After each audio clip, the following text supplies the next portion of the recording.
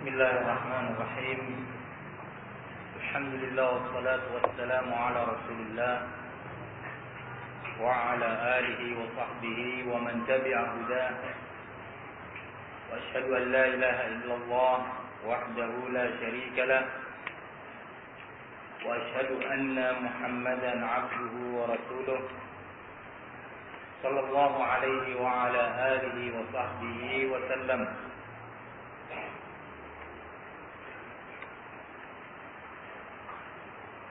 Setelah tadi kita mendengarkan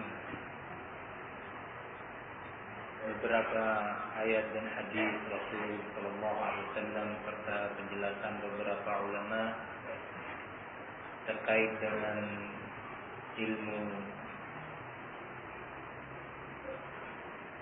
yang kemudian dari sana kita insya Allah bisa mengetahui mauqif yang semestinya, sikap yang semestinya dari setiap pribadi kita terhadap ilmu.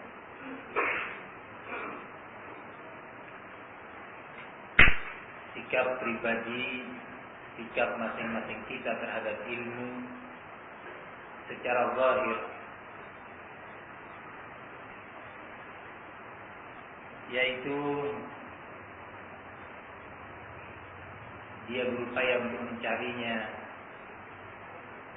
menulisnya, mengumpulkannya, dan menyampaikannya. Ini semua adalah sikap-sikap yang lebih cenderung ke arah zahir, yang tentunya semua itu dihimbau semangat menuntut ilmu. Sehingga dengan itu insya Allah setelah ini diharapkan dalam kajian-kajian ilmu yang disampaikan oleh para mudarrisin, para asatidzah, kita bisa mencatatnya, membawa catatan, menulisnya. Karena memang kita tidak seperti para ulama terdahulu tentunya. Tidak seperti para ulama terdahulu. Bagian mereka memang mendengarkan ilmu, disampaikan hadis, disampaikan hanya sebatas mendengar dan itu sudah cukup melekat di dalam kalbu mereka. Tentunya beda. Kekuatan mereka menghafal di zaman ini mungkin hampir sama dengan ini.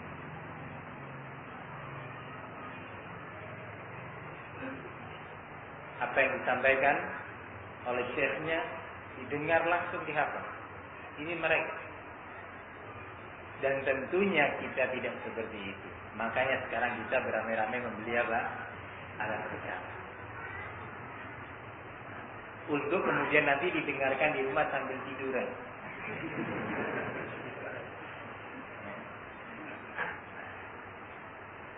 Al-Imam Al-Bukhari rahimahullah yang sampai hari ini kitabnya itu bermanfaat. Sudah 1000 tahun lebih Al-Imam Al-Bukhari wafat.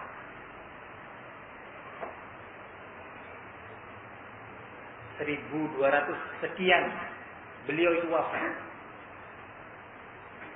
Kitabnya sampai hari ini dimanfaatkan oleh umat ini. Sampai hari ini dan insya Allah ila yaumil qiyamah. Kenapa sampai seperti itu? Karena memang Allah Subhanahu wa taala menghendaki insya Allah mengangkat derajat beliau di dunia.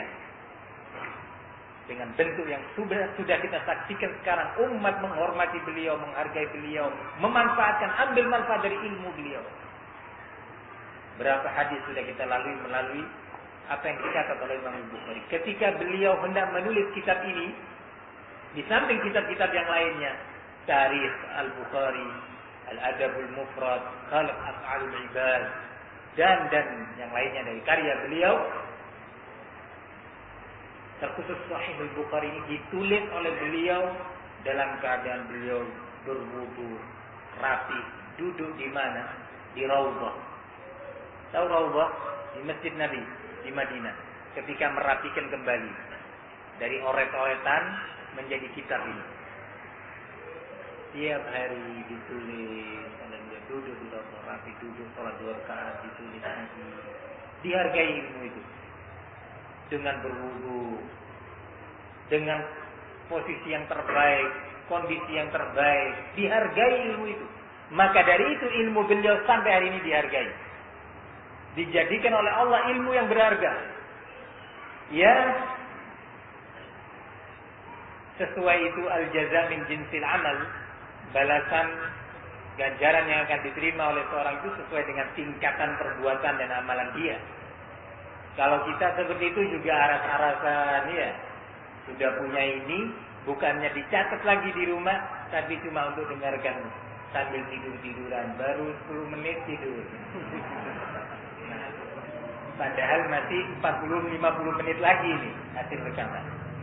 Nah, berarti memang kita sejak awal sudah tidak menghargai ilmu. Qala Allah, qala Rasulullah sallallahu alaihi wasallam. Adakah di antara kita yang mungkin sepulang dari majlis, baik majlis ini ataupun majlis-majlis yang lainnya yang disampaikan oleh asatidz, hafizahumullah, untuk kemudian saya akan berwudu, kemudian saya akan menulis apa yang tadi disampaikan dengan rapi untuk nanti saya tanyakan ada hal yang tidak paham atau hal yang kurang jelas, baik ketemu dengan ustadznya langsung atau melalui asatidz yang lainnya. Saya akan catat sebelum saya tidur. Saya khawatir saya meninggal dunia, saya belum merapikan itu. Adakah yang seperti ini? Maka itulah kualitas iman kita. Kalau sudah seperti itu, jangan terlalu banyak berharap di jannah kita akan pada posisi yang tinggi. Kok masuk jannah secara langsung? Allah kita bisa selamat dari azab an-nar. Nah, jawabannya ada pada kita masing-masing. Sejauh mana kita menghargai ilmu? Sejauh mana? Itu semua yang saya sebutkan adalah sikap secara zahir seorang muslim. Mauqif secara zahir seorang muslim terhadap ilmu. Untuk berikutnya ada satu hal penting yang tidak boleh dilupakan oleh setiap penuntut ilmu, yaitu apa yang bersifat batin. Sesuatu yang bersifat batin ini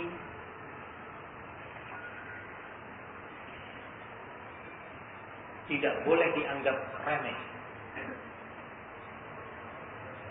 Tidak boleh dianggap remeh. Bagi para penuntut ilmu yang telah menyiapkan dirinya untuk menuntut ilmu dan merasa bahwa dirinya termasuk yang terkenai perintah hadis Rasul sallallahu alaihi wasallam, talabul ilmi fariidatun ala kulli muslimin.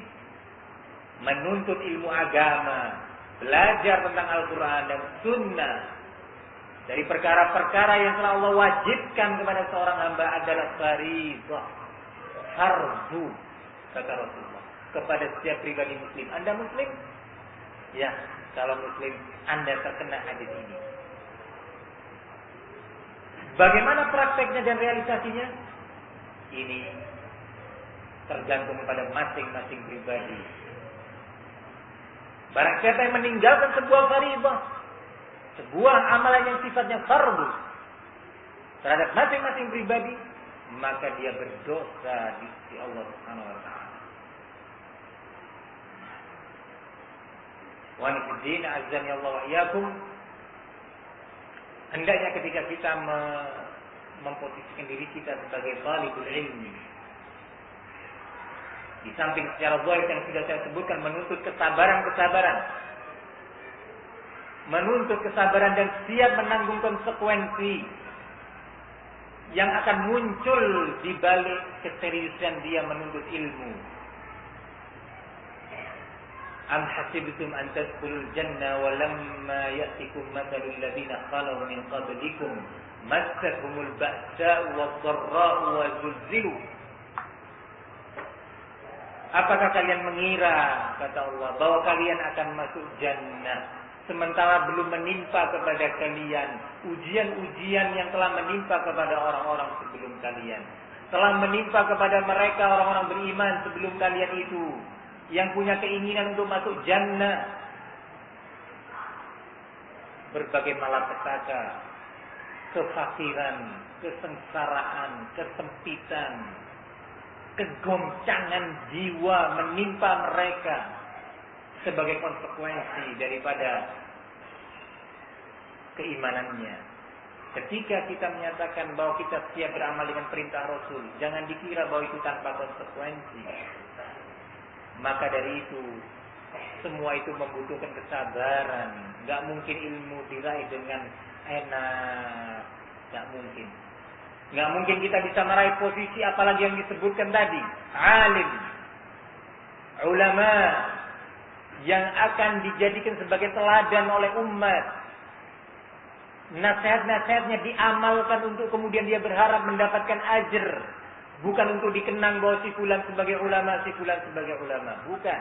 Tapi karena ingin mendapatkan ajr orang-orang yang menjalankan nasihatnya. Tidak mungkin sampai kepada posisi itu. Kecuali seperti yang Allah sebutkan di dalam Al-Quran. وَجَعَلْنَا مِنْهُمْ أَئِمَّةً يَهْدُونَ بِأَمْرِنَا لَمَّا صَبَرُوا وَكَانُوا بِآيَاتِنَا يُوقِنُونَ. Dan sungguh telah kami jadikan di antara mereka para imam-imam yang membimbing umat dan manusia ini, diteladani, dicontoh, didengar fatwanya, diambil ilmunya, dijadikan sebagai panutan. Kapan? Kata Allah, lamma sabaru, ketika mereka sabar menjalani amalan-amalan tersebut, sabar di dalam menjalani konsekuensi sebagai konsekuensi tamassuk dia, berpegangnya dia kepada din. Jangan dikira bahwa talabul ilmi tidak mengandung konsekuensi. Bagian muhadditsin menyatakan, man talabal haditsa aflat. Barang siapa yang mencari hadis, mengumpulkan hadis, menuntutnya dari satu tempat ke tempat lain, dari satu alim ke alim yang lainnya, yakni menuntut ilmu, aflat, maka pasti dia akan merugi dalam urusan dunianya. Maksudnya bangkrut. Bangkrut kata muhaddisin. Mereka bukan orang-orang yang enggak punya harta sebelumnya, tapi siap. Tapi perhatikan hasilnya sekarang. Apa yang mereka raih? Apa yang sekarang mereka dapatkan? Mereka sekarang berada di kubur-kuburnya, di alam barzakh. Semua mereka. Ternyata ilmunya sampai tahun 1429 Hijriah ini masih dimanfaatkan. Al-Imam Abu Dawud, والترمذي والنسائي وابن ماجه والدارقطني والدارمي والبخاري ومسلم وأحمد ومالك والثوري sampai berikutnya dan berikutnya. Syekhul Islam Ibnu Taimiyah, Ibnu Qayyim, Az-Zahabi, Ibnu Katsir, terus sampai Syaukani, Al-Imam Al-Mujaddid Muhammad bin Abdul Wahhab An-Najdi, الشيخ محمد بن إبراهيم المفتي والشيخ عبد العزيز bin Baz, Syekh Al-Albani, Syekh Muqbil, Syekh Utsaimin. Sekarang semua mereka itu berada di alam barzakh. Tapi sampai hari ini ilmu mereka tetap harum, dimanfaatkan, didoakan oleh tulabul ilmi, rahimahullah. Terus pahalanya mengalir, termasuk kita yang sekarang ini mengkaji ilmu mereka. Pahalanya insya Allah sampai kepada mereka. Ilmun yuntafa'u bih. Idza mata ibnu Adam inqata'a amaluhu illa min salat.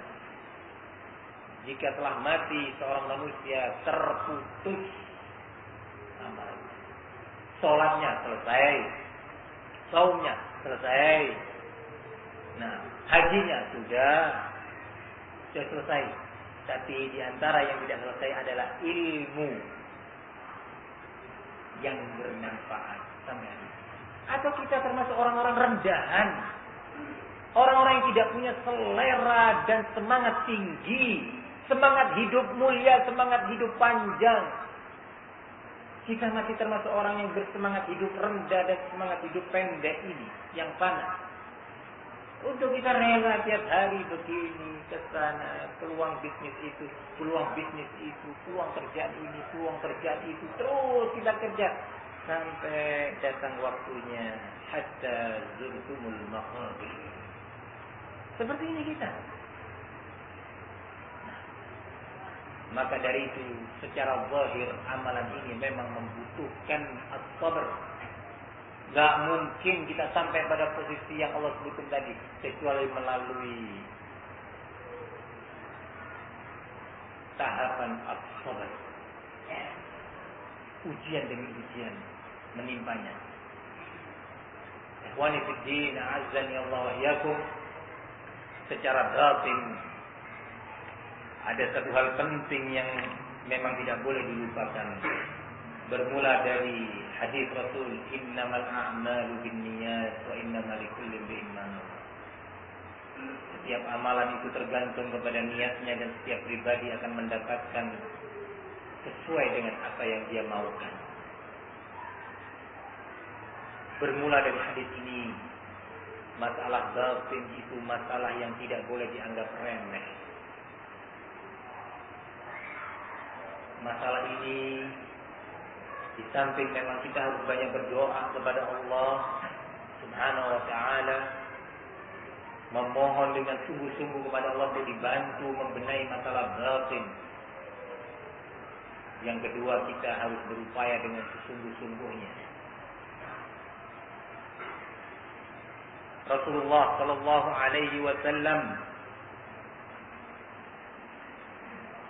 menyatakan, man ta'allama ilman mimma yubtagha bihi wajhullah la yata'allamuhu illa liyusib 'aradan min ad-dunya lam yajid 'arfal jannah yaum al-qiyamah. Barang siapa yang telah berupaya menempuh jalan atau berupaya untuk menuntut ilmu, berupaya belajar, talabul ilmi, ilman mimma yubtagha bihi wajhullah, jenis ilmu yang semestinya dipelajari dalam rangka mendapatkan wajah Allah atau ridha Allah Subhanahu wa taala. Dari sini Asy-Syaikh Al-Utsaimin rahimahullah membagi ilmu dalam dua jenis.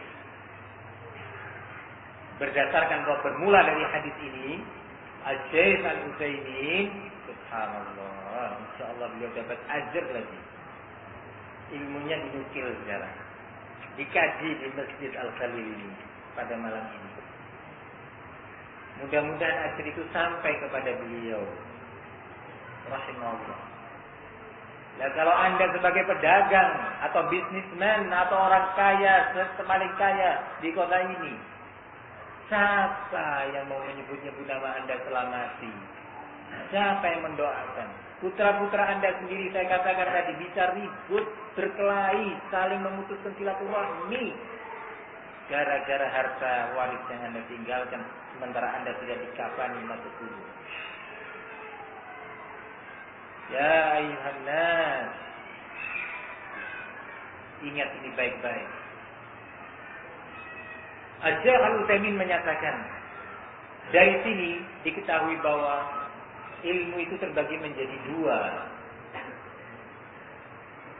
Ilmu dibagi menjadi dua, ada dua jenis.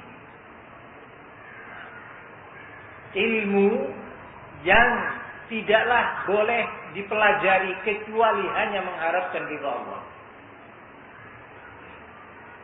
Tidak boleh mengharap di balik itu sedikit pun dari perkara dunia. Ini jenis yang pertama.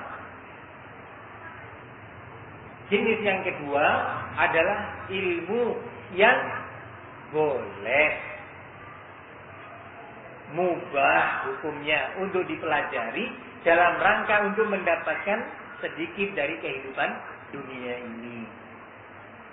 Terbagi menjadi dua. Yang dibahas dalam hadis yang tadi kita dengarkan itu adalah jenis pertama. Ilmu yang hanya boleh dipelajari dalam rangka mendapatkan ridha Allah Subhanahu wa taala, mengharapkan jannah Allah Subhanahu wa taala dan takut dari azab Allah Subhanahu wa ta'ala. Jenis yang pertama ini adalah ilmu syar'i, ilmu qala Allah, qala Rasulullah sallallahu alaihi wasallam. Ilmu tentang syariat ini. Kemudian beliau mengingatkan kepada sebagian pihak yang belajar ilmu yang jenis pertama ini, ilmu syariat ini, dalam rangka untuk meraih syahadat, untuk meraih berbagai bentuk pengakuan, ijazah dan yang semisalnya, supaya dikatakan oleh orang bahwa fulan punya gelar ini. Si fulan, Masya Allah, sudah sampai pada gelar doktor. Si fulan sudah sampai gelar MA.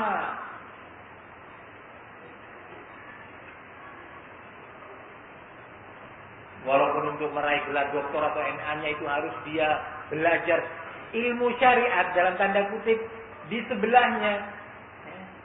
Duduk sama Sumarni, sama Leli, namanya apa itu saya nggak tahu. Nama apa itu? Paham maksudnya ya?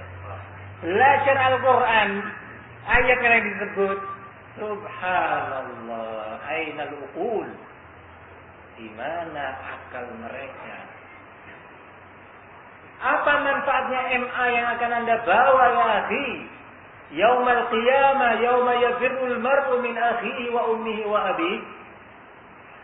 Apa yang bisa memberi manfaat kepada Anda sementara Anda meraihnya dengan cara seperti itu? Enggak, ini darurat. Darurat dari mana? Tidak adakah ulama Anda bisa pergi ke sana belajar walaupun tidak dapat MA? Unda ini dalam rangka supaya kita bisa membuka sebuah lembaga pendidikan yang bisa meluluskan sarjana S1. Kalau S1 terus mau apa ya akhi? Apa yang mau Anda jawab di hadapan Allah? Di hari yauma la dhilla illa dhilluh. Di hari kita semua butuh kepada Allah Subhanahu wa taala, kepada maghfirahnya dan afu, pemaafan Allah Subhanahu wa taala. Kemudian Anda rela untuk duduk belajar kepada murid-murid orientalis di lembaga-lembaga pendidikan yang katanya bernamakan Islam. Pulang belajar dari Madinah, sudah ketemu masyayikh, Masya Allah, karena belum berhasil meraih S2 di sana, cari S2-nya di sini. Di mana belajarnya? Siapa gurunya? Gurunya orang-orang pulang dari Montreal, Kanada, pulang dari Perancis, pulang dari Amerika, pulang dari Australia, gurunya. Nah, kira-kira apa yang akan dia hasilkan? IAIN, UIN, dan yang semisalnya. Anda belajar ilmu syariat kepada mereka. Nah, ikhwani fiddin, Al-Syekh Al-Utsaimin mengingatkan kepada orang-orang seperti ini. Hati-hati dengan hadis yang sedang dibahas ini. Atau orang-orang yang ingin dapat syahadat, ijazah-ijazah, supaya dia mengerti agama, tapi di sisi lain dia bisa bawa mobil, setir mobil. Dari hasil pekerjaannya. Karena berhasil menjabat ini dan menjabat itu dengan gelar-gelar kesarjanaannya. Hati-hati, kata Syekh. Mereka-mereka inilah yang dimaksud oleh hadis, man ta'allama ilman mimma yubtagha bihi wajhullah.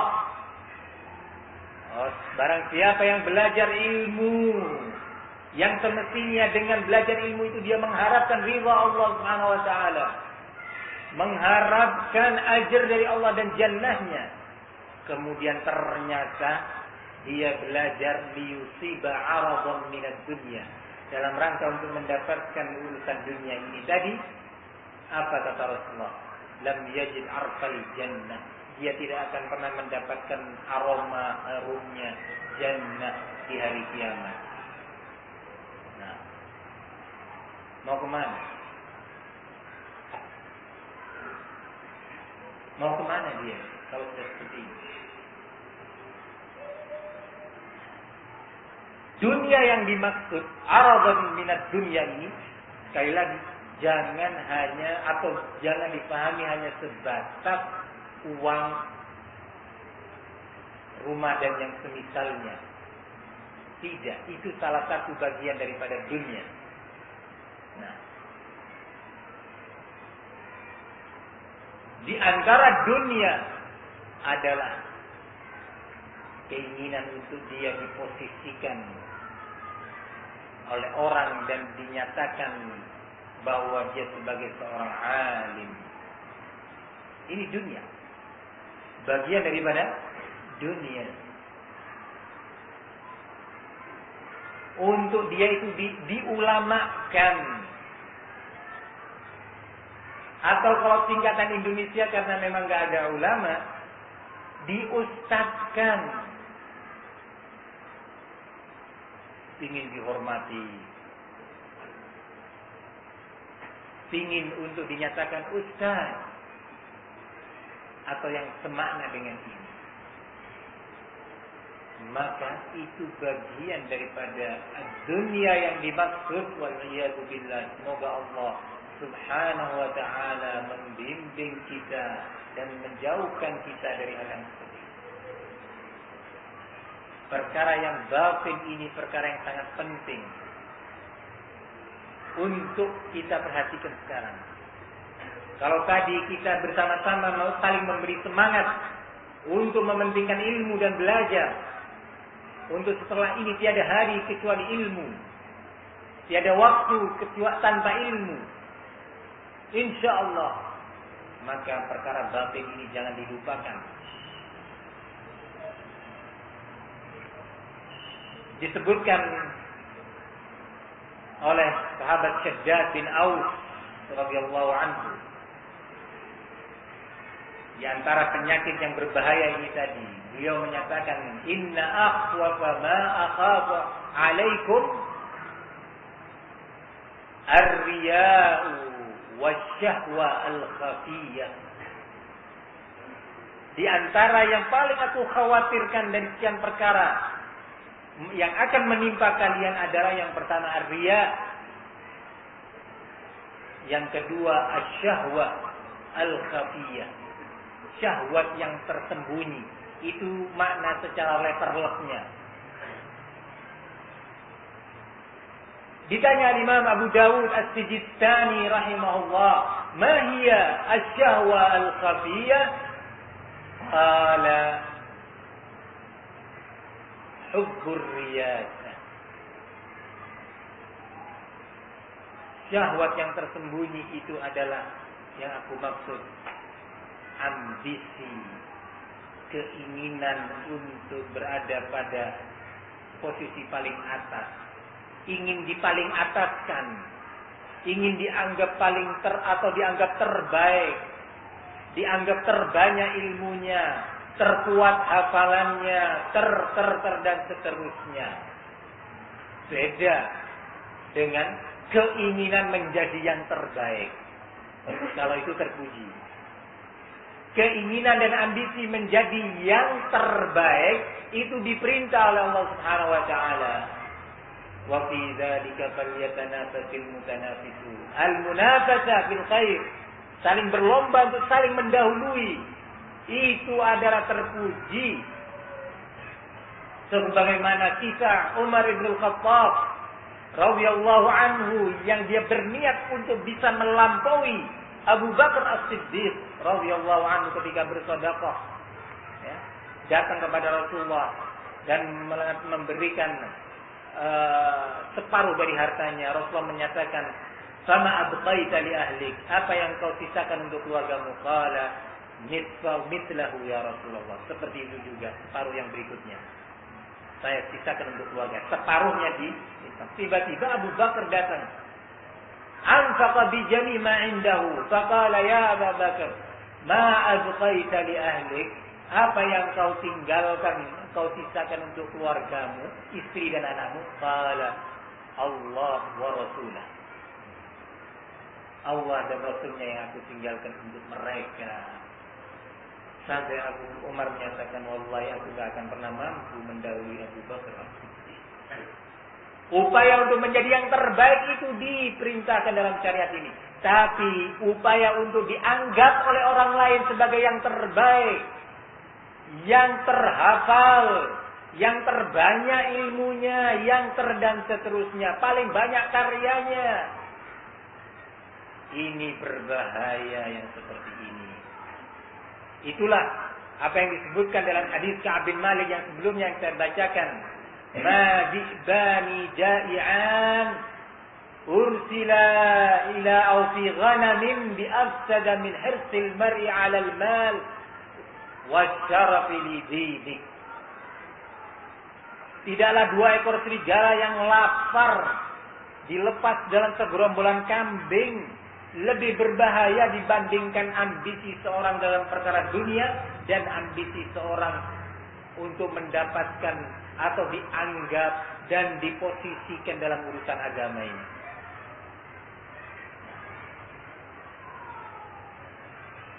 Ingin diposisikan. Kalau nggak diposisikan oleh orang, marah dia. Merasa tidak dianggap, merasa diremehkan, marah dia. Saya ini siapa kalau begitu?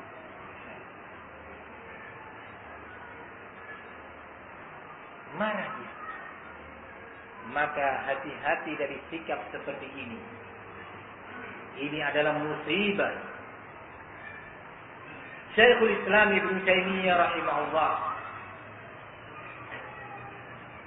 ketika menyebutkan ciri atau salah satu kriteria hawa nafsu jiwa manusia ini,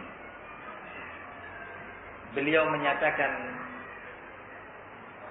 saya ulangi, ketika menjelaskan sifat asli jiwa manusia secara umum, ya, beliau menyatakan, qalaqan nafsu mashhunatun bihubbil uluwi war riyasa.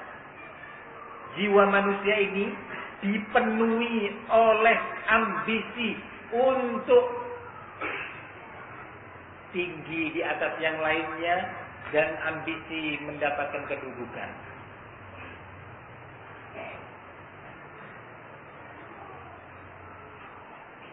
Bihasabi imkaniha, maksimal kemampuan dia untuk memposisikan dirinya di hadapan orang seolah-olah yang dalam banyak hal atau dalam segala hal. Ini adalah musibah. Kata beliau, ra'al wahid minhum yuridu li nafsi an tuta'a. Jiwa manusia ini dia merasa bahwa dirinya adalah orang yang berhak untuk ditaati pernyataannya, perintahnya, fatwanya. Yang bertentangan dengannya batil. Yang tidak bisa menerima dan tidak mau menjalankan fatwanya maka sesat. Marah. Ini musibah ya ikhwan. Maka dari itu para talabatul ilm, para penuntut ilmu, semoga kita semua termasuk dalam lingkungan talabul ilmi atau talabatul ilmi, para pelajar dan penuntut ilmu agama. Masalah niat ini sangat penting.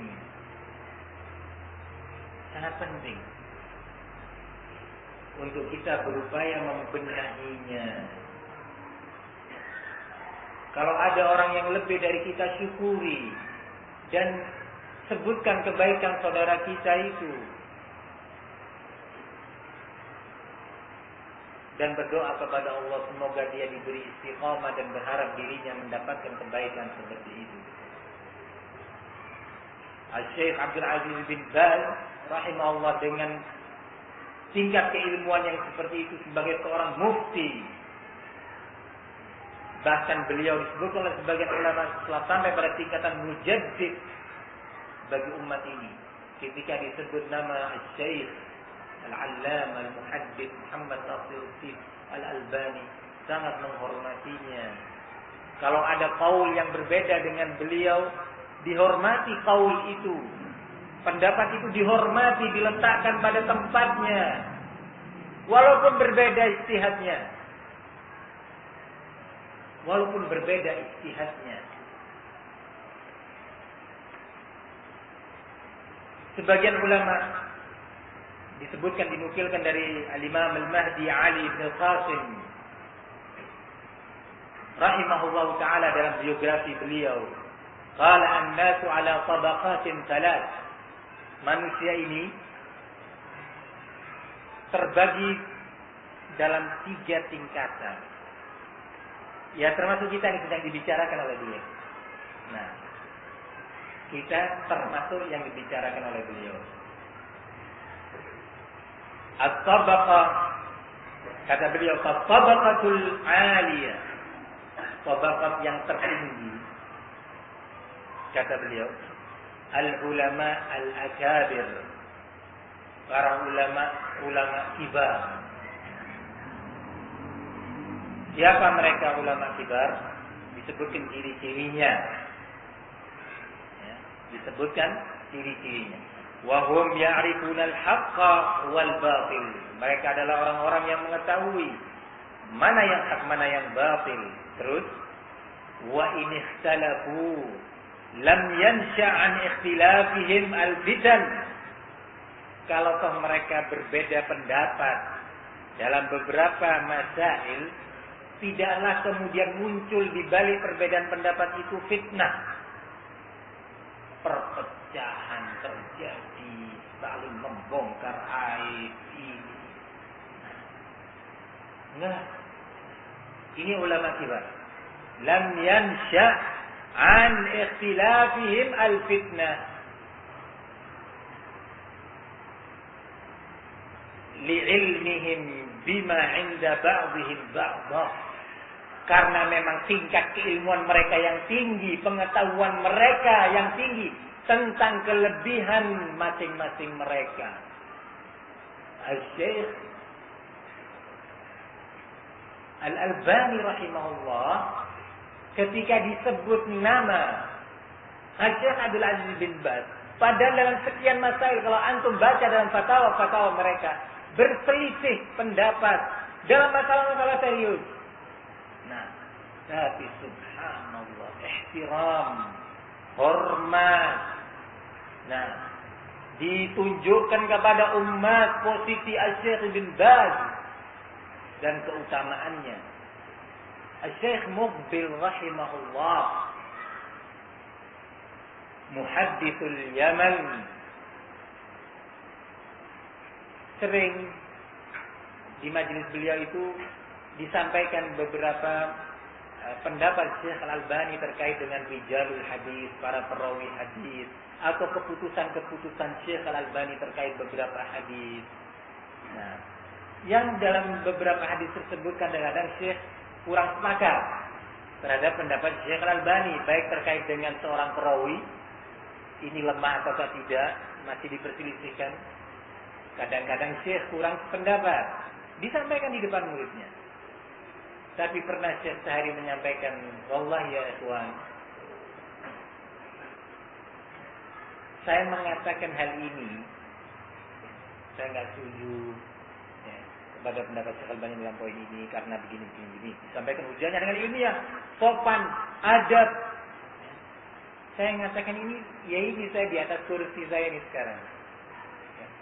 Kalau saya di hadapan Syekh Al-Albani nggak bisa bicara saya. Menanamkan kepada muridnya ihtiram ulama dan mengetahui posisi seorang alim, padahal beliau sendiri sudah posisi yang tinggi, berada pada posisi yang tinggi. Diajari murid-muridnya itu adab terhadap ulama. Bukan kemudian karena dia berbeda pendapat, apakah ketika sholat dia tenang begini jarinya, kemudian dia tidak setuju dengan pendapat yang menggerakkan jemarinya ketika sholat, dinyatakan hadza raqs. Ini apa ini, joget ini? Na'udzubillah. Musibah ini. Ya, musibah. La yata'addad. Para ulama berbeda pendapat dalam beberapa kasus. Dalam beberapa masail fikih. Safar, berapa lama seorang boleh mengqashar? Sebulan kah atau kurang atau lebih, 4 hari atau berapa seorang diperbolehkan mengqashar salat? Terjadi perbedaan pendapat di kalangan ulama. Ketika Anda berbeda pendapat dengan satu pendapat yang lainnya, bantah dengan ilmiah, dengan adab. Jangan sampai mendidik kepada orang lain untuk tidak menghormati keilmuan para ulama. Maka ini saya katakan tadi terkait dengan hadis yang sebelumnya yang saya bahas. Karena enggak setuju tentang mazhab ini kemudian menyatakan hadza mazhab iblisi. Alhamdulillah. Enggak, saya mengatakan itu dalam rangka ini karena itu ada kasus gini-gini. Iya. Tapi masuk begitu caranya. Katanya orang sini apa? Ngono yo ngono. Nengok. Jangan begitu ya akhi. Itu ulama warasatul anbiya. Nah. Kenapa kok sampai seperti ini? Apa yang mendorong dia untuk berucap seperti ini? Hati-hati. Hati-hati. Berhati-hati. Dan ucapan-ucapan yang lainnya.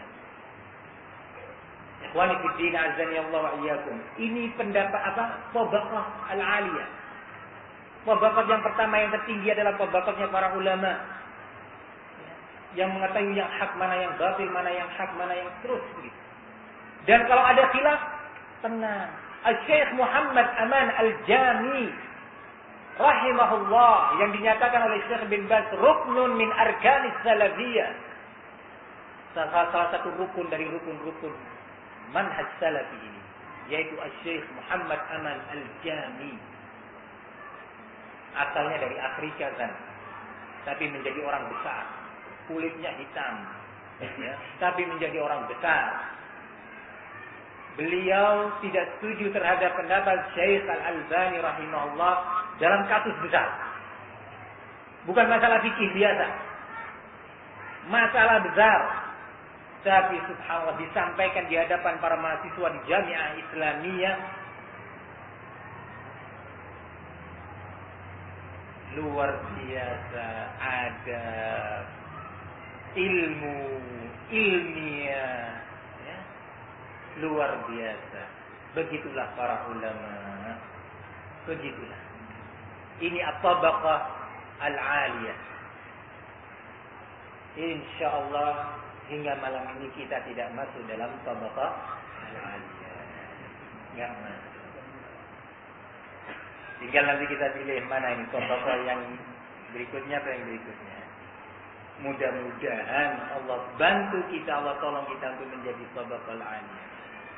Tapi Allah menyatakan laisa bi amaniikum wala amani ahlil kitab man ya'mal su'an yujza bih. Urusannya itu bukan urusan angan-angan saja, ya. Bukan urusan angan-angan. Semua itu diraih sesuai dengan tingkatan amalan. Barang siapa yang berbuat jelek, tidak serius, ya dibalas dengan sesuai dengan tingkat amalannya. Jadi jangan berangan-angan duduk, aduh saya ulama, saya mau jadi ulama, saya mau jadi ulama. Sampai mimpi menggigau, saya ulama, saya ulama. Nah, enggak bisa. At-tabaqah as-sasilah. Beliau Al-Imam Mahdi Ali bin Al-Qasim rahimahullah menyebutkan tabaqah yang terendah. Tapi disebutkan dalam urutan kedua. Tabaqah yang paling rendah. Qala 'ammah 'alal fitrah. La yanfuruna 'anil haqq. Yaitu orang-orang awam yang berada di dalam fitrah, masih dalam fitrahnya. Di dalam berpikir, dalam berpemahaman, masih ya awam. Wa hum atba' man yaqtaduna bihi. Mereka adalah pengikut orang-orang yang mereka teladani, yang mereka contoh, yang mereka panuti.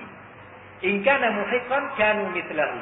Kalau yang mereka panuti ini adalah orang-orang yang kebetulan manhajnya benar, pahamnya benar, akidahnya benar, maka mereka ikut seperti orang yang diteladani dipanuti ini tadi.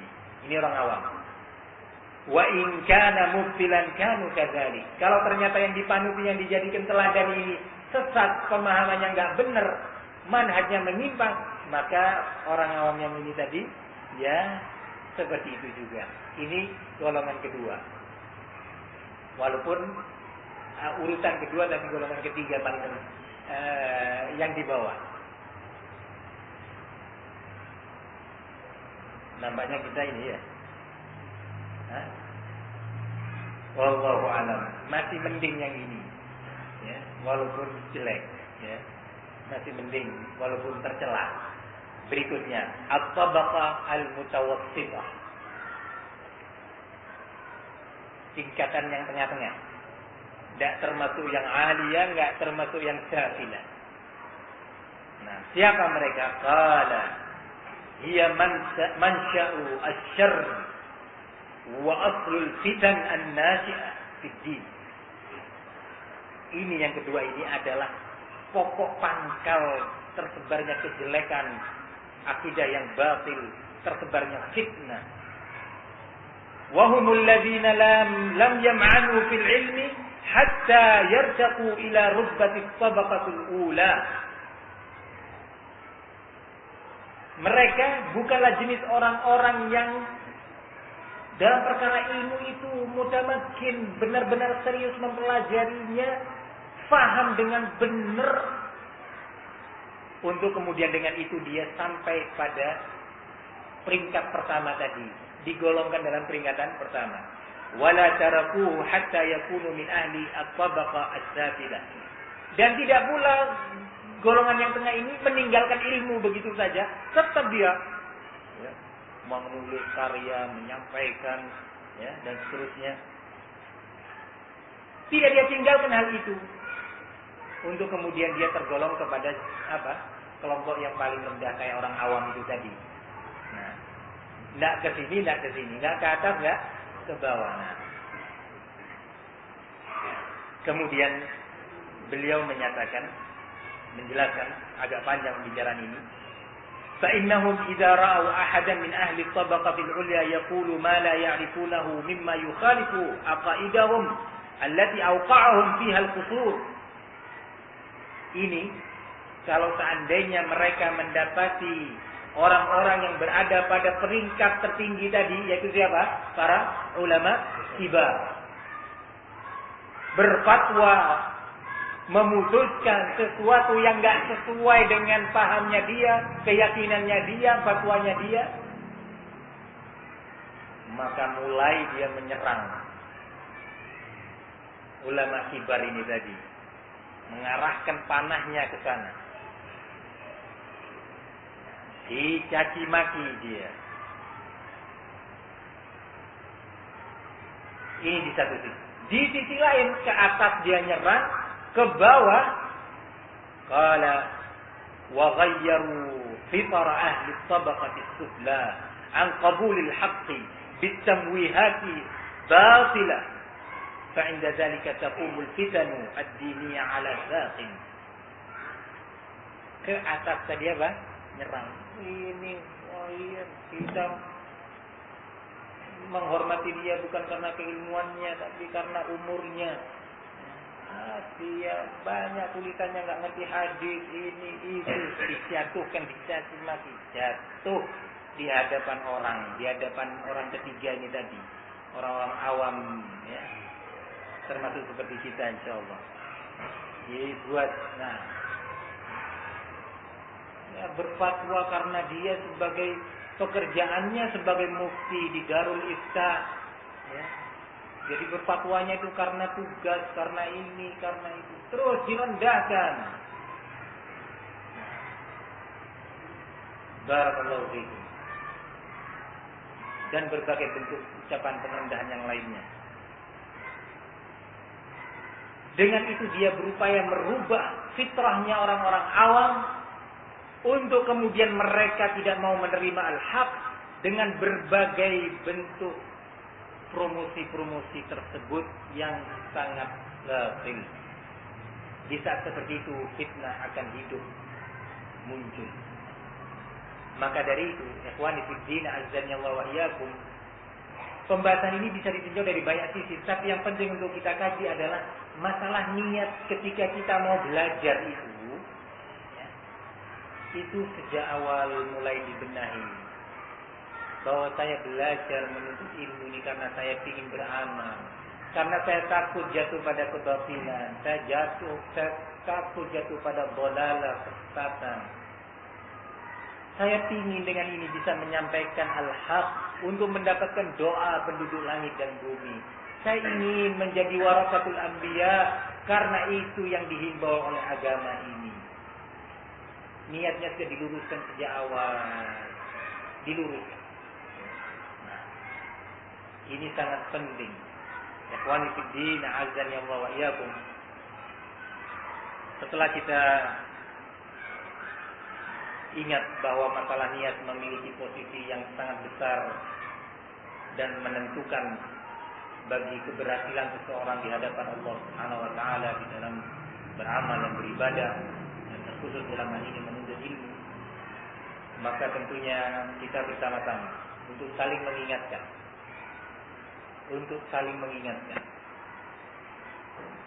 Kita saling mengoreksi masing-masing kita lah. Jangan sampai kita dipedaya oleh syaitan untuk biasanya di majlis-majlis nasihat itu cenderungnya kita melihat teman kita, iya ini nggak ikhlas, ini pingin gitu, ini pingin ini dia teriak aja dia. Jangan, sudahlah. Ingat hari di mana kita nanti urusannya pribadi-pribadi masing-masing, nafsi-nafsi. Nah, sekarang kita mulai nafsi-nafsi dulu. Ingat, Allah itu tahu. Berupaya. Kemudian yang kedua, saling menasihati.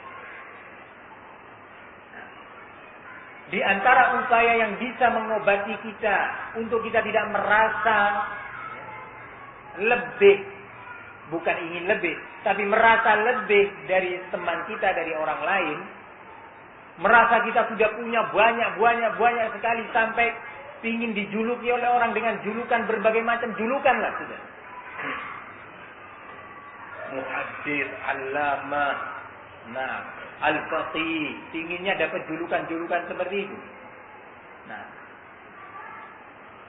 supaya kita nggak sampai tertimpa penyakit ini, di antara upaya di samping doa mohon kepada Allah, upaya mengoreksi diri kita, kemudian saling menasihati, ta'awun di antara kita sama kita, adalah kita ini banyak membaca, mempelajari biografi para ulama terdahulu khususnya. Coba baca mereka, baca biografi mereka. Di saat seperti itu, dahulu Syekh Muqbil rahimahullah pernah ditanya, sebuah surat disampaikan ke beliau, kertas, ya kita ini ditimpa oleh penyakit ria, sombong, merasa ini, apa nasihat antum, gimana sih mengobatinya? Saya menasihati di samping doa, sholat ilmi dan lainnya. Kemudian beliau menasihati, bacalah sejarah, biografi para ulama. Di situ antum akan mendapati bahwa diri antum itu kecil, berada di bawah gunung yang besar sekali. Baca biografinya Imam Ahmad. Baca bagaimana Imam Ahmad, keilmuannya. Kalau dia merasa orang yang hafalannya kuat, luar biasa, hafal ini, hafal itu, mahlan ala rizqika ya akhi. Jangan terburu-buru. Baca bagaimana Imam Ahmad rahimahullahu ta'ala menghafal 100.000 hadis plus sanadnya. Anda Umdatul Ahkam belum selesai misalnya. Dia hafizul Quran. Jangan terburu-buru ya akhi. Nah, baca dulu sejarah mereka. Baca. Bagi yang merasa bahwa hafalannya paling kuat, bagi yang merasa bahwa istimbatnya Ijtihad dia di dalam mengambil kesimpulan hukum dari berbagai ayat dan hadis dan kaidah-kaidah fikih sangat kuat. Baca buku-buku fikih para ulama yang sudah tadi kita sebutkan sebagiannya. Baca gimana mereka beristinbat. Luar biasa. Nah, sekarang ini muncul upaya-upaya yang saya katakan tadi merendahkan ulama ini berat ya. Sampai fatwa-fatwa ulama diundangkan buku fatwa Al-Lajnah Ad-Daimah. Tahu fatwa Al-Lajnah Daimah? Al-Lajnah Daimah ini sebuah badan ya, di Saudi Arabia yang tergabung di situ para ulama kibar. Di antaranya Al-Mujaddid Syekh Abdul Aziz bin Baz, Syekh Uqudayyan, Syekh Shalih Al-Fauzan, dan yang lainnya dari para ulama bersama beliau dahulu. Lajnah, buku, fatwa. Antum mau bertanya apa sih? Masalah apa yang antum tanya? Terkait dengan rumah tangga. Saya punya masalah dengan istri. Saya sudah mengucapkan saya cerai 10 kali. Nah, satu kali itu 10 kali. Apa hukumnya? Antum bisa baca. Enggak perlu belajar dulu usul fikih, kelamaan kan? Ya. Nah, ini nunggu nih keputusannya istri di rumah ya, Pak. Maka ada buku fatwa. Ya, fatwa. Ulama itu kumpul yang tadi saya sebutkan. Ya, kumpul. Bagaimana masalahnya? Dibaca. Ayatnya, hadisnya dirembuk. Kemudian dilihat bagaimana penjelasan sahabat, tabi'in, para a'immah digabungkan. Sampai pada kesimpulan begini hukumnya. Ya namanya manusia bisa benar, bisa salah. Tapi mereka ahlul ijtihad.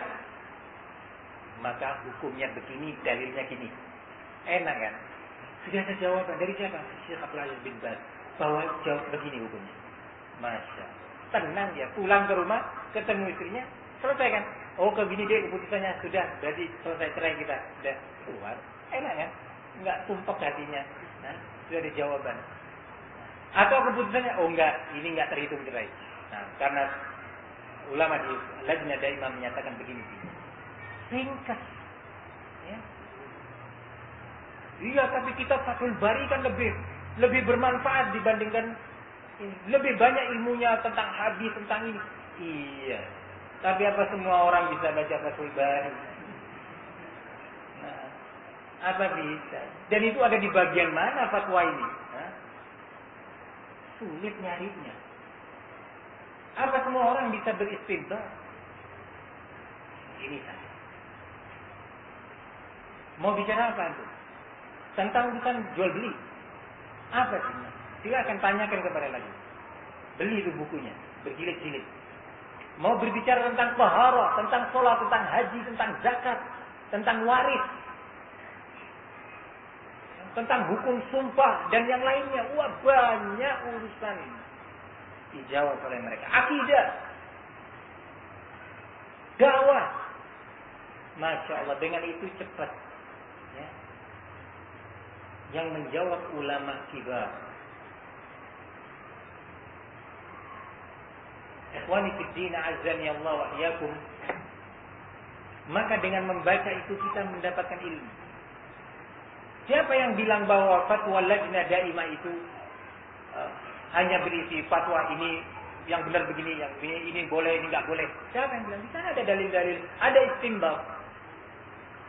Tanyakan kepada ustaz-ustaz kita hafizahumullah yang insya Allah ada di rumah-rumah beliau-beliau itu buku ini atau kitab.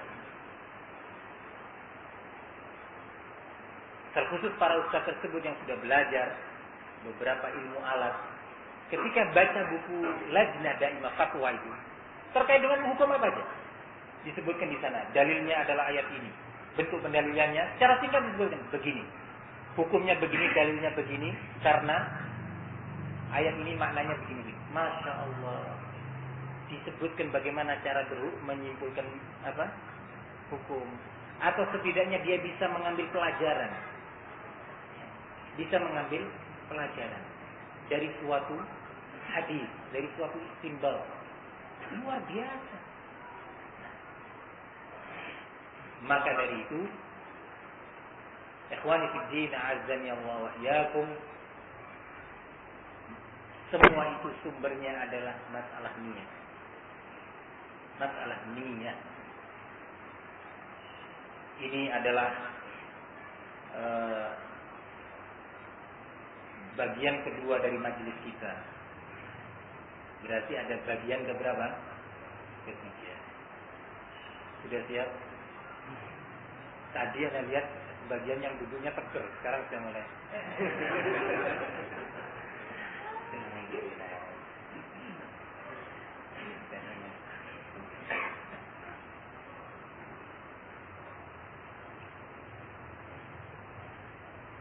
Nah, tapi kita bisa semalaman suntuk, tidak memejamkan mata atau tegang dan nggak tidur. Kalau ada berita bahwa sekarang air bah banjir sedang mengarah ke Sidoarjo, wah, ditunggu rumahnya, semua alat-alat disiapkan, apa mobil disiapkan untuk ngangkut barang, anak dan istri disiapkan, tegang dia nunggu. Katanya ada air bah mau datang. Ya. Bisa. Nah, sekarang kita ilmu. Insya Allah disiapkan oleh Allah Jannah.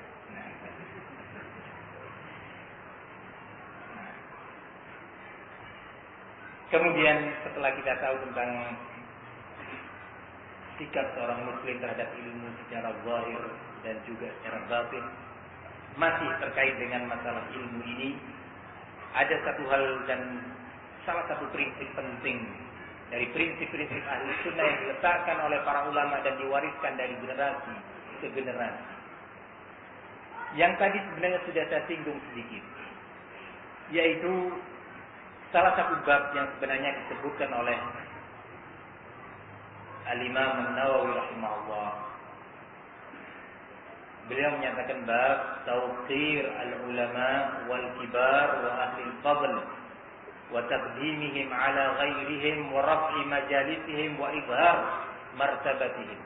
Bab tentang kewajiban atau syariat untuk menghormati para ulama kita dan orang-orang yang memiliki keutamaan, serta sikap mengedepankan mereka, para ulama kibar itu tadi, terhadap yang selainnya, sekaligus mengangkat majlis-majlis para ulama kibar tersebut, menyebutkan kebaikannya, kelebihannya, serta menampakkan di hadapan umat ini tentunya kedudukan para ulama kibar itu. Ini bab berikutnya. Masalah ini adalah masalah manhaj. Salah satu pokok penting, pokok dasar akidah dan manhaj ahli sunnah yang diletakkan sejak masa dan generasi as-salafus saleh. Hingga hari ini buku-buku ulama kitab-kitab mereka hampir tidak kosong dari yang seperti ini. Karena masalah ini penting dan sensitif, terkait dengan hidayahnya umat atau kesesatannya umat ini. Ini sangat penting. Rasulullah sallallahu alaihi wasallam dalam hadis Ubadah bin Samit radhiyallahu anhu yang diriwayatkan oleh Imam Ahmad dan dihasankan oleh Syekh Al-Albani rahimahullahu taala menyatakan, laisa minna man lam yujilla kabirana wa lam yarham saghirana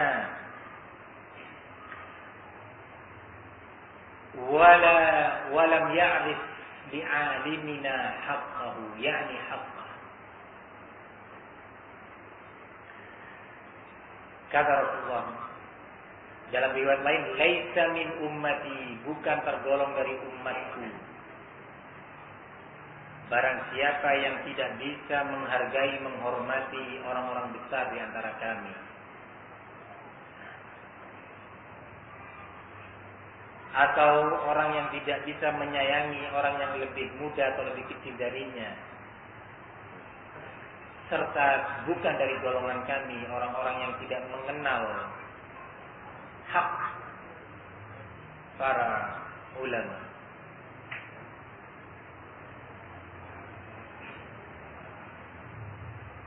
Tentunya kita mengingat sekarang kita termasuk orang yang sudah menghargai mereka dan mengetahui hak para ulama terhadap kita. Kalau belum tahu mestinya kita mulai bertanya, apa itu haknya mereka? Apa haknya ulama terhadap kita? Supaya kita bisa beramal dengan hadis ini. Kalau kita nggak tahu haknya ulama, maka kita tidak bisa beramal dengan hadis ini dan khawatir kita terkena ancaman laisa min ummati, bukan tergolong bagian dari umatku. Ancamannya serius. Nanti akan saya sebutkan atau sebelumnya langsung saya bacakan.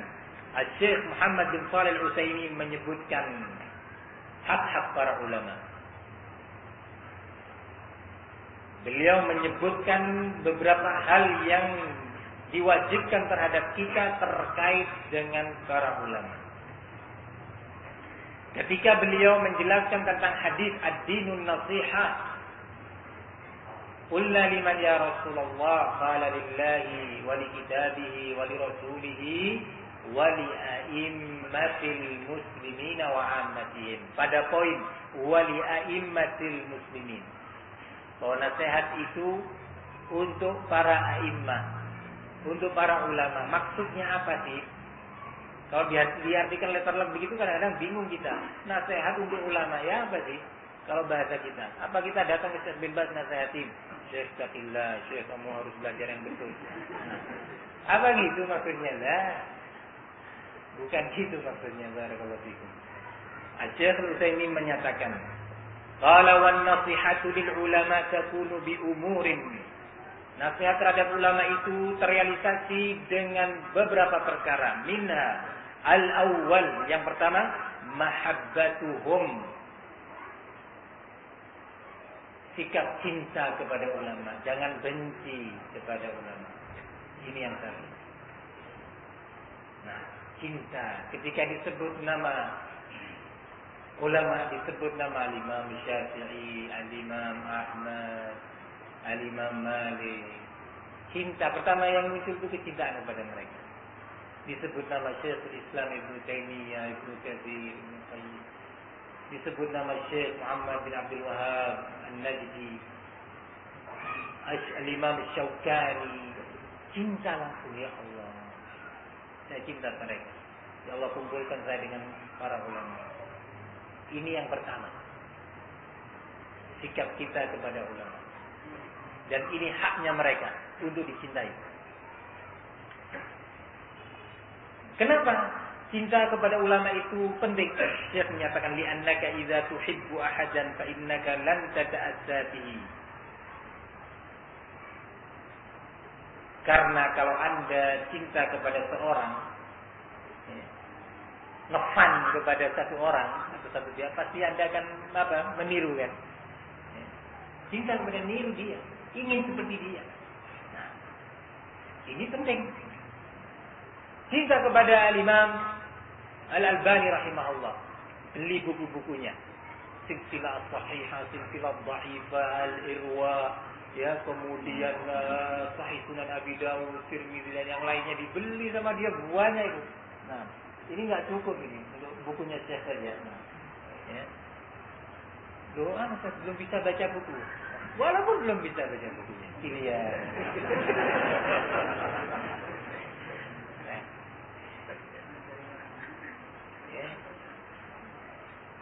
Karena cinta.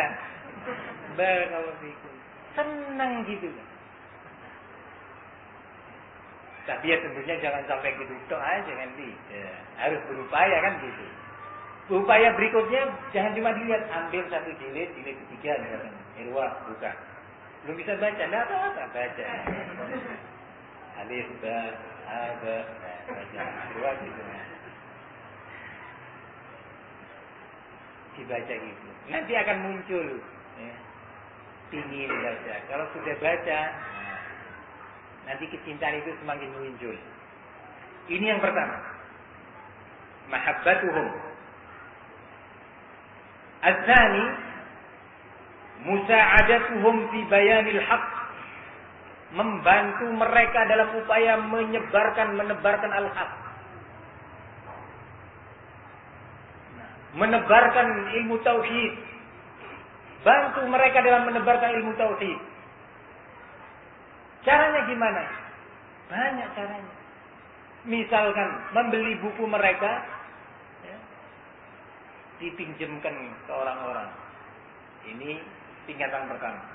Beli buku mereka, dibagikan gratis. Nah, beli kaset-kaset ulama tersebut, disebarkan oleh dia. Nah, bicara tentang fikih, tentang akhlak, tentang tauhid, tentang jannah, tentang nar, tentang yaumul qiyamah, tentang ilmu hadis. Beli bukunya Syekh Albani Silsilah Sahihah, bagikan kepada ikhwan di masjid.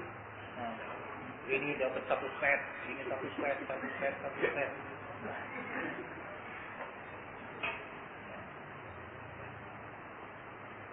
Mosok gitu selalu kan? Ingin nggak kayak Abu Bakar Siddiq?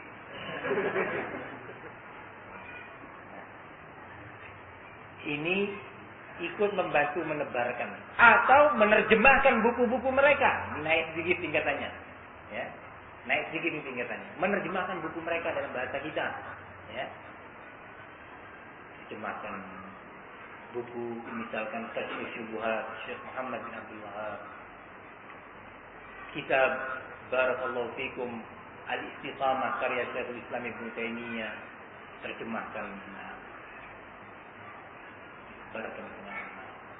Ini upaya membantu mereka para ulama dalam menyebarkan al-haq. Maka ini bagian daripada an-nasihah lil ulama. Dan ini bagian daripada hak mereka. Nah. Al-thalith az-zab an a'radihim. Yakni Anda wajib membela harga diri mereka, kehormatan mereka, para ulama. Bimakna kata Syekh Al-Utsaimin, an la tuqirra ahadan ala ghibatihim wal wuqu' fi a'radihim. Anda tidak rela para ulama itu dighibahi. Para ulama itu dijatuhkan harga dirinya. Nggak rela Anda mendengarkan ulama dijatuhkan harga dirinya. Ini bagian daripada hak ulama yang disebutkan tadi dalam hadis Ubadah ibn Samit. Nam, laisa min ummati. Di antaranya man lam ya'rif li'alimina ay haqqahu, yang tidak mengenal haknya ulama kami dalam Islam.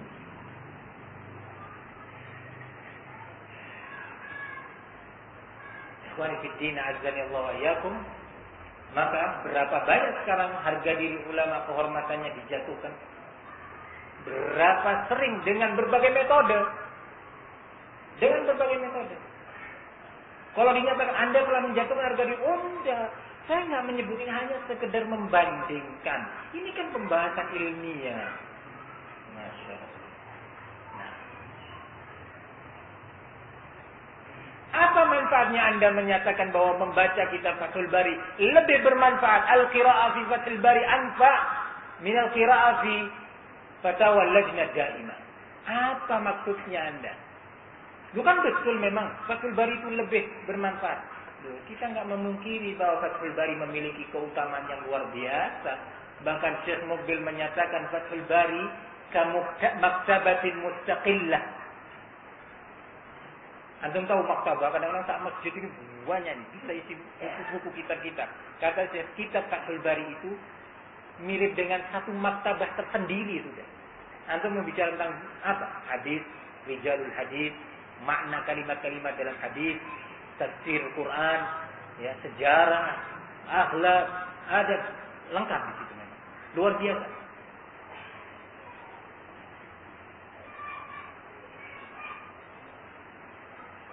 Tapi apa sih maksudnya? Anda mengucapkan gitu. Apa maksudnya? Membaca Fathul Bari itu lebih bermanfaat dibandingkan baca fatwanya Lajnah Daimah. Ya, akhi, bukan waktunya Anda berbicara seperti ini di tengah umat ahlul dhalal, khususnya al-hizbiyun, kaum khawarij, kaum syiah, rafidhah, dan yang lainnya, menghembuskan di tengah umat ini, menebarkan di tengah umat ini untuk membenci ulama yang tersebut tadi dalam Lajnah Ad-Daimah. Apa manfaatnya? Di depan banyak orang Anda berbicara seperti itu. Beda kalau Anda menyatakan fatwa Lajnah Daimah luar biasa, berisi ilmu. Di sana tergabung ulama-ulama besar. Saya menasehati ikhwan untuk banyak membaca itu. Luar biasa. Nah, juga baca Fathul Bari karena di situ juga banyak faedah-faedah ilmiah para thalabatul ilm. Ini lain lagi. Nah, barakallahu fikum. Jadi ini masalah penting. Kemudian bahwa dari bab yang tadi telah kita baca bahwa di antara cara kita menghormati ulama kibar, kita harus mengenal setelah itu siapa itu ulama kibar, bagaimana ciri-cirinya, supaya kita tahu dari mana atau kepada siapa kita mengembalikan urusan kita. Fatwa tentang umat ini kepada siapa dicari dan diambil, agar kita bisa beramal dengan firman Allah, wa idza ja'ahum amrun minal amni awil khauf adza'u bi walau radduhu ila ar-rasuli wa ila ulil amri minkum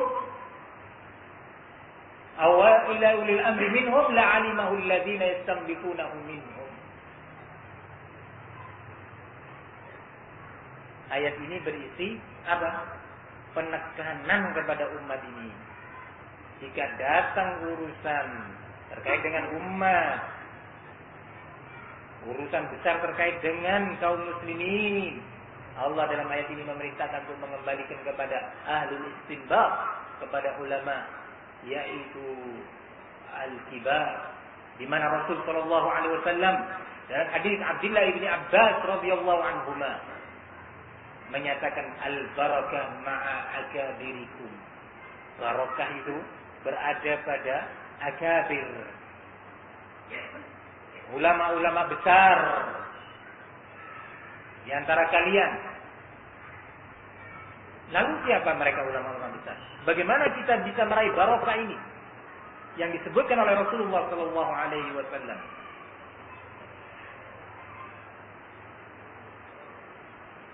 Ikhwani fid din, a'azzani Allah wa iyyakum.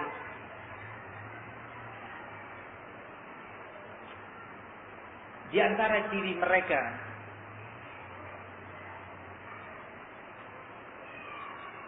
adalah apa yang disebutkan oleh Al-Imam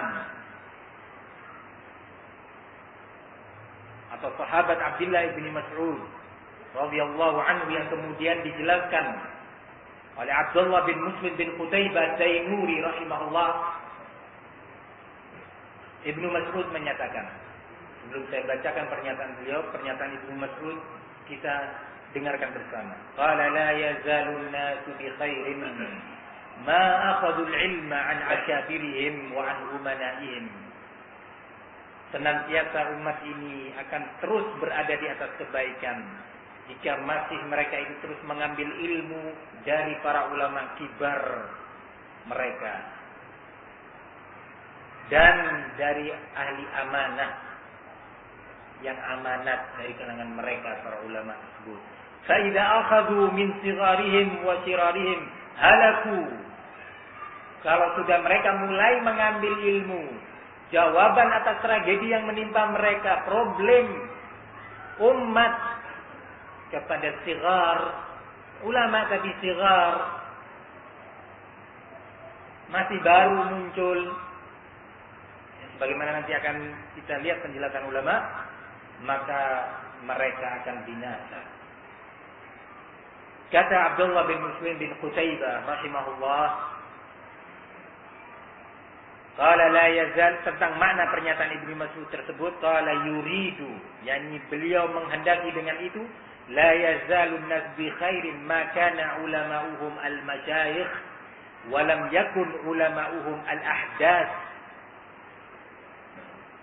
Maksud pernyataan tersebut adalah bahwa umat ini akan senantiasa berada dalam kebaikan jika mereka mengambil ilmu atau menjadikan ulama mereka dari kalangan ulama-ulama kibar, yakni dari kalangan masyayikh, orang-orang yang sudah berumur, dan selama mereka tidak menjadikan al-ahdath, orang-orang yang baru-baru muncul. Nah, kenapa? Li'anna syekh, seorang yang sudah berumur, habis umurnya untuk ilmu, mulai masih mudanya belajar, mulai masih mudanya sabar duduk bersimpu, mencatat, sakit, sembuh, fakir, ya, sabar terus menghadapi berbagai permasalahan demi permasalahan, problem demi problem, memutih rambutnya dalam hal ilmu, memutih rambutnya karena dakwah, memutih rambutnya dan lehyahnya karena berbicara dan menjawab urusan umat. Abdullah bin Muslim bin Qutaibah melanjutkan, di anna syekh qad zalat anhu mut'atus syabab. Karena seorang yang sudah tua itu sudah sirna dari dia ambisi-ambisi anak muda yang ingin selalu menikmati ini, menikmati itu. Wa ajalatuhu, dan sikap terburu-buru. Nah, anak muda kan gitu, cenderungnya terburu-buru. Nah, beda dengan seorang syekh. Nah, memandang masalah dengan tenang, dilihat. Nah, digabungkan ini dengan ini, benar enggak, diteliti. Ini.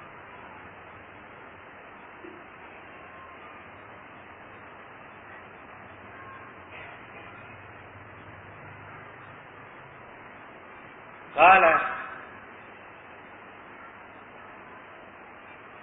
wastashhab at-tajruba wal khibra fala yadkhul alayhi fi ilmihi asy-syubha wala yaghlib alayhi al-hawa wala yamilu bihi at-tama'.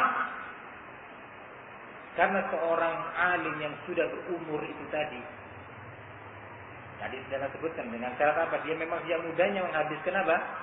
Waktunya dengan ilmu tadi, terus belajar dari syekh ini, belajar dari gurunya ini, belajar terus, nggak keburu-buru jadi mufti, nggak keburu-buru untuk dinyatakan alim atau keburu-buru dinyatakan muhaddits, enggak, tenang dia, biarkan orang yang menyebutkan itu, dia nggak berambisi untuk itu.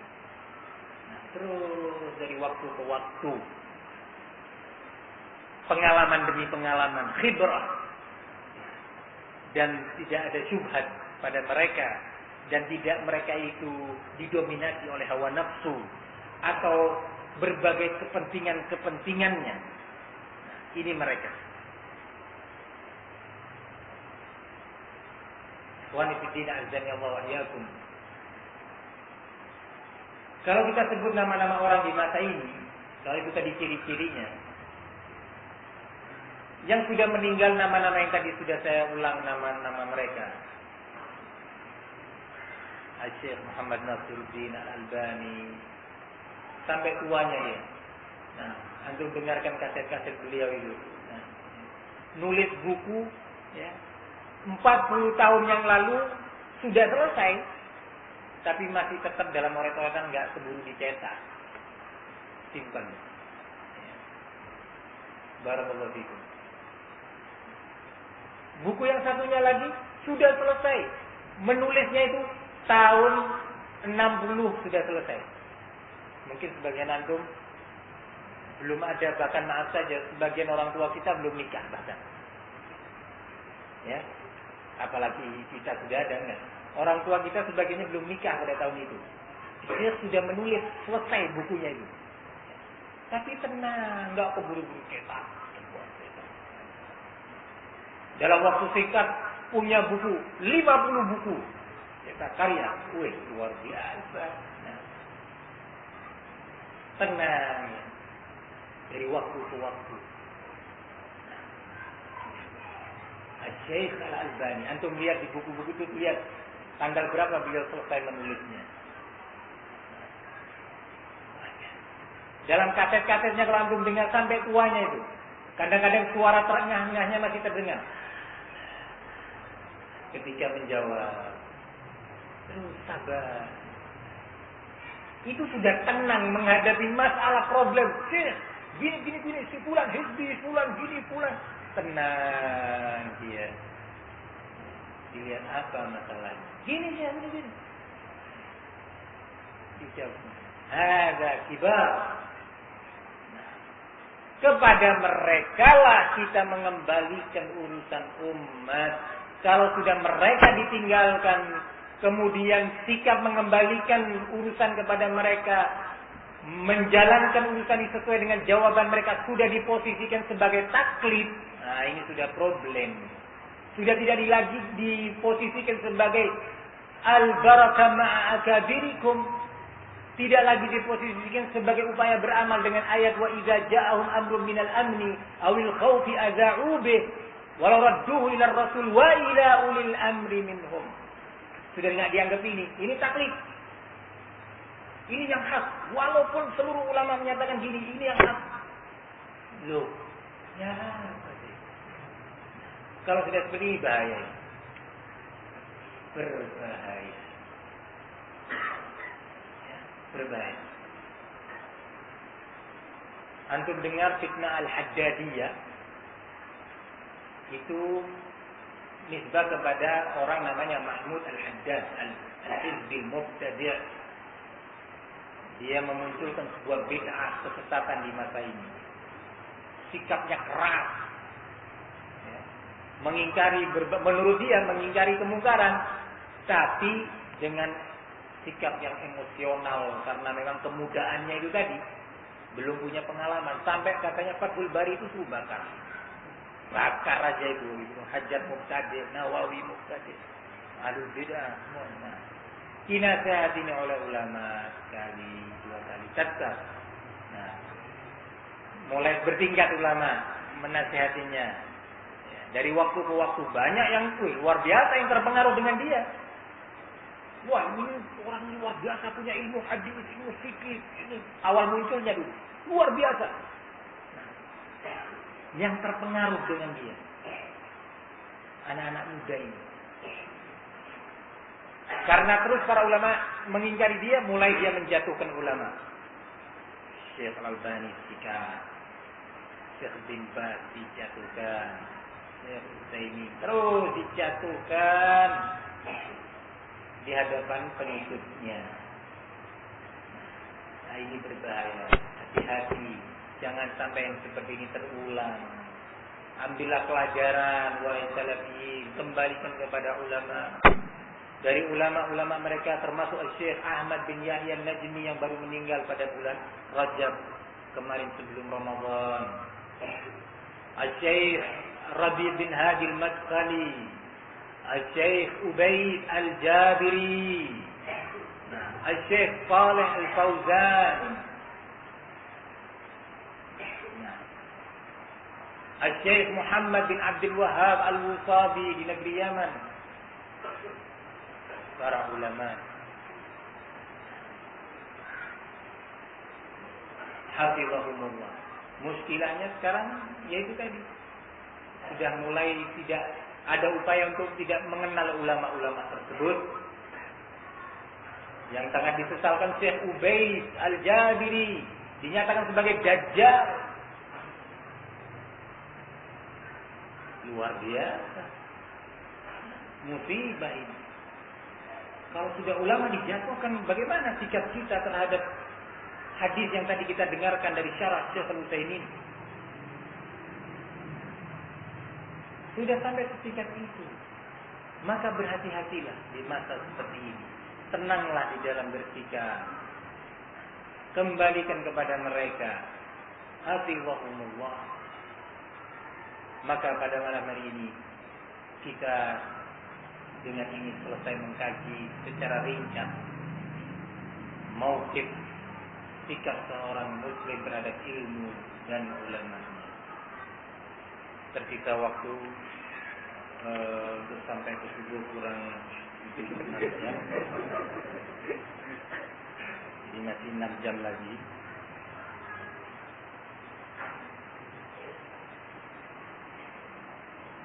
Nah, langsung. Ya kalau darurat nggak apa-apa. Coba. Alhamdulillah kami masih belajar kebetulan yang ini ngaji ini dengan keterbatasan dengan yang lainnya. Iya. Terus terang kami 2 hari sebelum menghadiri kitab ini ingin tanya, betul-betul tanya dan membaca. Kebetulan yang saya baca ini adalah riwayat Muslim nomor 2186. Nah, bahwa dari Muhammad bin Jubair bin Mut'im bahwa katanya bapaknya mengatakan kepada dia bahwa Rasulullah SAW berkata bahwa tidak masuk surga kalau seseorang memutuskan silaturahmi. Kemudian di hadis 2187 dari Anas bin Malik, Rasulullah berkata bahwa siapa yang ingin rezekinya dilapangkan dan umurnya dipanjangkan, maka hendaknya menunjukkan silaturahmi. Nah, akan di surat Muhammad 47 ayat 22-23 itu siapa yang menunjukkan tali silaturahmi maka dilaknat oleh Allah. Iya. Maknanya diberikan dan yang memang anak-anak saya ini kita tanyakan ini adalah bagaimana hubungannya dengan silaturahmi dengan menghadiri kajian majelis taklim ini. Jadi apa sangat erat atau bagaimana? Kurang atau belum jelas. Maksudnya di mana dengan majelis taklim? Bagaimana hubungannya dengan yang tersampaikan tadi silaturahmi dengan menghadiri majelis taklim itu? Silaturahmi antar. Iya. Hubungannya gimana?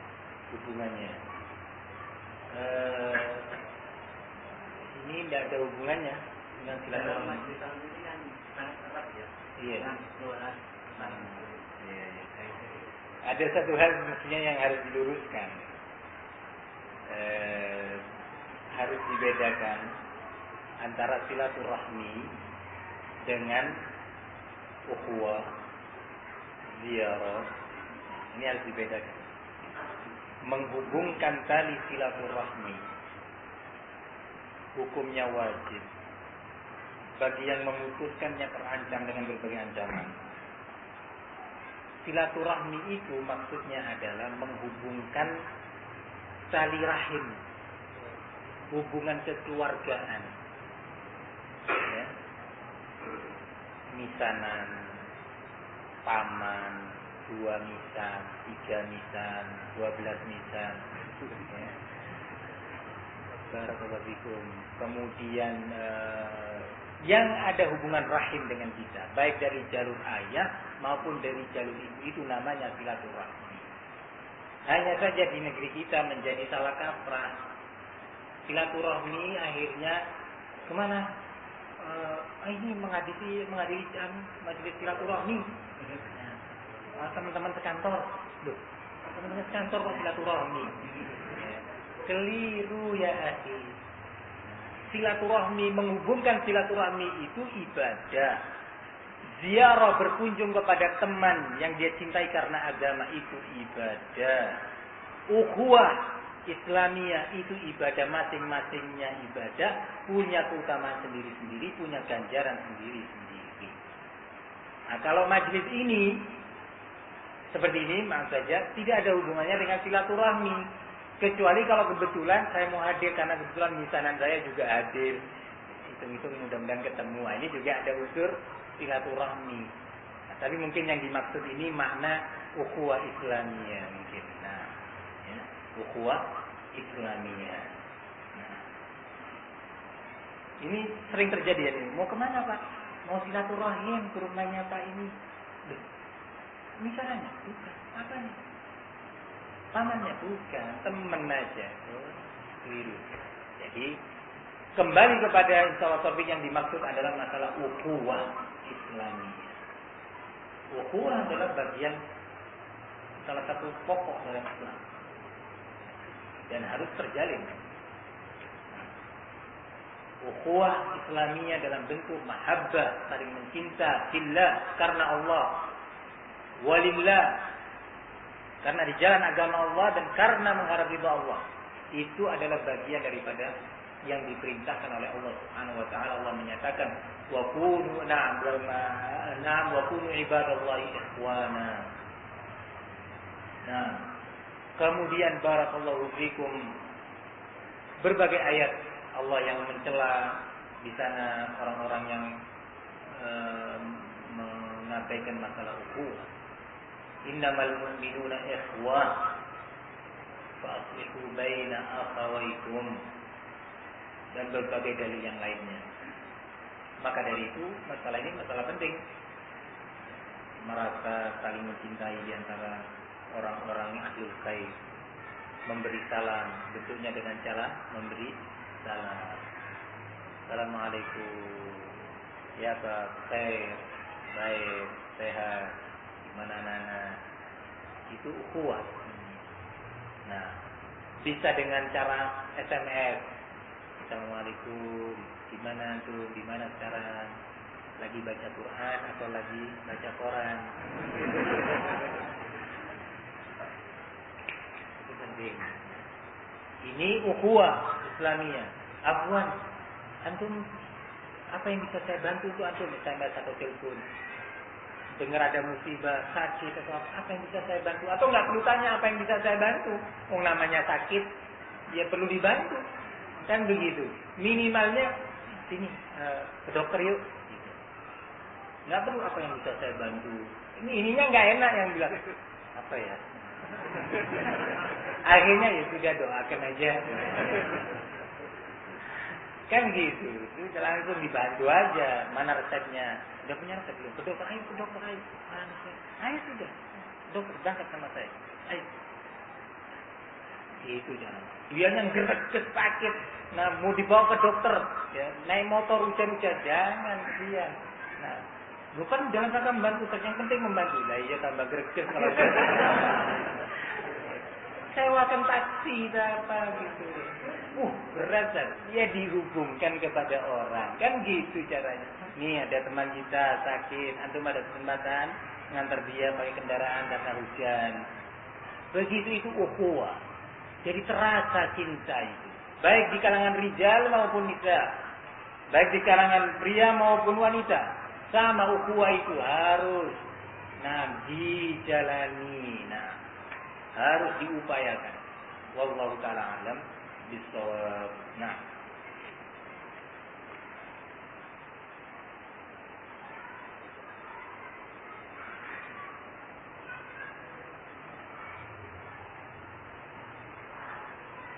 Ustaz, anak ingin anak-anak menjadi seorang ustaz atau ustazah, tidak punya selera. Pria nggak punya selera ya. Cuma jadi ustaz. Ya rugi, bilang ingin menjadi ulama. Nggak punya selera.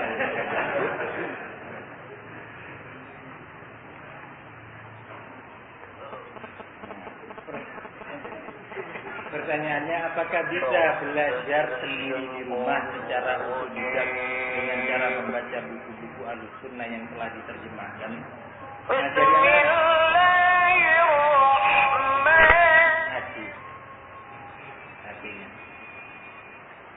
Ya, apa bisa mengajari anak-anak supaya jadi apa nih topiknya, ustaz atau ulama? Nah, jadi ustaz aja. Supaya jadi ustaz diajari di rumah. Nah, antum apa basicnya? Saya lulusan ITS. Tapi kan ada buku-buku terjemah. Bisa kan kita? Ya, dibacakan aja buku terjemah. Tapi ya begitu hasilnya nggak kira bisa jadi ustaz. Nah, kalau ustaz maksudnya beneran ya. Kalau sekarang jangankan pelawak bisa jadi ustaz. Betul kan? Penyanyi rock bisa jadi ustaz kan. Pokoknya pinter ceramah dah sekarang ini. pinter berorasi bisa jadi ustaz. Nah, tapi kan bukan itu kalau Ahlussunnah. Nah, bukan itu yang diinginkan. Yang diinginkan adalah yang berilmu, bisa membimbing dirinya dan umat ini dengan ilmu, dengan adab, dengan fikih, dengan akidah itu. Nah, yang diinginkan. Maka saya kira nggak bisa kalau di rumah ya. Nggak di rumah antum jam berapa adanya? Jam 7 kerja, pulang jam 3. Antara jam 7 sampai jam 3 anak-anak di rumah apa? Main dingdong. Gimana mau jadi ulama? Ya nggak bisa. Nah, main layangan, main ini di rumah. Ya nggak bisa. Jadi memang harus belajar dari nol. Nah, belajar mulai dari baca Quran, kemudian setelah itu belajar adab, anak-anak itu belajar akhlak, kemudian setelah itu terus meningkat. Barakallahu. Jadi harus ya dima'hadkan. Jangan disekolahkan, dima'hadkan. Apa benar Syekh Nasiruddin Al-Albani juga belajar secara otodidak namun berhasil menjadi seorang syekh? Nggak benar. Syekh belajar ada gurunya. Nah, nggak benar ini. Nah. Ini kedustaan. Syekh belajar ada gurunya. Lihat di buku biografi beliau.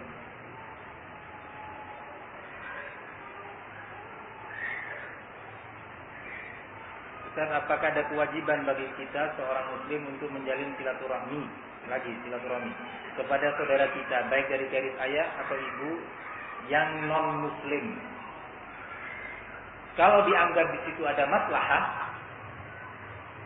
diharapkan di balik silaturahmi itu akan menjadikan kalbu si kafir ini tadi, saudara kita yang kafir ini menjadi lunak. Akhirnya dia punya gambaran tentang Islam dan muslimin dengan gambaran yang baik, maka boleh. Ya, boleh berkunjung kepada non muslim dalam rangka itu. Tapi kalau ternyata nggak ada masalahnya, justru mafsadah, mengkhawatirkan iman antum, dan dia termasuk orang yang mencaci maki agama ini, benci pada agama ini, tidak mau menerima nasihat, maka ini ada mafsadah. Di saat seperti itu maka ada tahapan-tahapan berikutnya yang harus ditempuh. Nah, ada hajar, ya, tidak didatangi dia, boikot dia. Ini ada tahapan-tahapan. Tapi semua itu harus dibawa bimbingan ilmu. Mau pakai tahapan yang mana sekarang? Butuh ilmu. Nggak bisa emosional, ya, nggak bisa emosional. Nah, jadi boleh mengunjungi kalau ada masalah. Dan ini terjadi. Rasulullah SAW ketika Yahudi, anak Yahudi yang sakit itu, dikunjungi oleh Nabi. Sampai ketika dia ajal sudah mendekat, ya, Rasulullah mengajak dia untuk masuk Islam. Ya. Melihat ini sang ayah memerintahkan kepada anaknya, Abi Abul Qasim, taati ajakan Abul Qasim yaitu Muhammad. Akhirnya mengucapkan la ilaha illallah, menyebabkan dia selamat dari kekekalan di Jahannam di detik-detik terakhir. Nah, barakallahu fiik. Jadi tergantung kondisinya.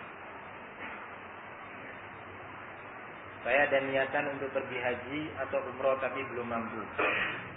Ada teman menawarkan kemudahan untuk ikut suatu program bersistem MLM. Ada haji pakai MLM. Dengan pendapatan 3,5 juta. Oh, maksudnya kerja. Jika berhasil mengajak teman dapat 1,5 juta. Jika berhasil lagi dapat 1,5 juta. Begitu seterusnya. Sampai jumlahnya cukup untuk berhaji atau umroh. Boleh atau tidakkah seperti itu? Nah, insyaallah ini akan dibahas oleh Ustaz Muhammad Afiquddin. Insyaallah pada waktunya. Nah, biar lebih lengkap, tunggulah jawaban dari beliau. Memang yang jawab harus ahlinya. Kalau bukan ahlinya jawab nanti bahaya. Baik. Alhamdulillah kita telah melakukan ibadah talabul ilmi secara zahir, mudah-mudahan secara batin demikian halnya, dan semoga amalan kita yang sedikit ini dijadikan oleh Allah sebagai penambah takwa dan dijadikan sebagai pemberat mizan kita, mizan amalan baik kita di hadapan Allah Subhanahu wa taala, dan Allah ampuni dosa-dosa kita. Amin ya rabbal alamin. Kurang lebihnya saya mohon maaf. Wassallallahu wasallam wa baraka ala nabiyyina Muhammad wa ala alihi wa sahbihi wa sallam walhamdulillah.